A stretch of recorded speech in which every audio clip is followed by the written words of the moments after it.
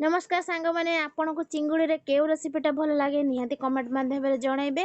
तो आज चलतु अंजली हांडीशाल पुणी चिंगुड़ी तरकारी हेची। तो केमिति प्रस्तुत है कौन चिंगुड़ी तरकारी आसतु देखा। तो वीडियो भल लगे वीडियो को लाइक शेयर सब्सक्राइब करंतु। आम वीडियो को टिके शेष पर्यंत देखंतु। आदि कहीं भूल भाल अच्छी कमेंट माध्यम जनातु। तो चलतु एबे आमे चिंगुड़ी केमती प्रस्तुत करवा चिंगुड़ी आंबुल खट्टा। तो ये आम देखा। तो प्रथम आम चिंगुड़ी माछ को सफा कर देलु सेटा मो वीडियो रे आनी पारि नाही कहीं टिके प्रॉब्लम थिला। तो चिंगुड़ी सफा करके मसला प्रस्तुत कर देइतिलु। एबे आमे कड़ाई रे चिंगुड़ी किछि समय पय संतुଳି देलु से पुणी चुली रे।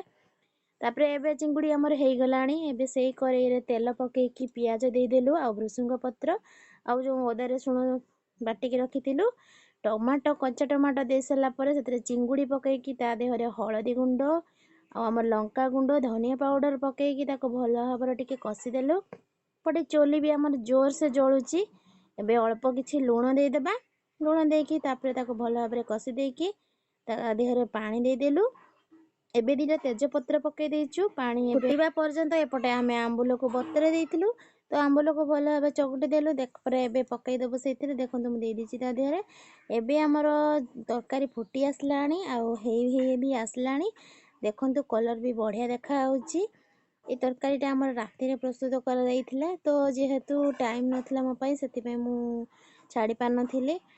तो देखंतु हमर बनी गला केते सुंदर टेस्टी टेस्टी आंबुल चिंगुड़ी झोल आ टमाटो पड़ीकी। तो आपण माने भी एमती बनेकी खांतु बढ़िया टेस्ट लागिबो। आ ता देहरे टिके कटा धनिया पत्र पकई देकी गरमा गरम ताटिया को बाढ़ीकी जहाँ दे पारे। मु प्रथम रू कही आमर प्राय तरकारी झोल रुहे कहीं आम समस्त को झोल बहुत प्रिय। तो से मोर प्राय तरकारी झोल रही है। आपण मैंने चाहिए कम झोल रखिकी खाई पारिबे।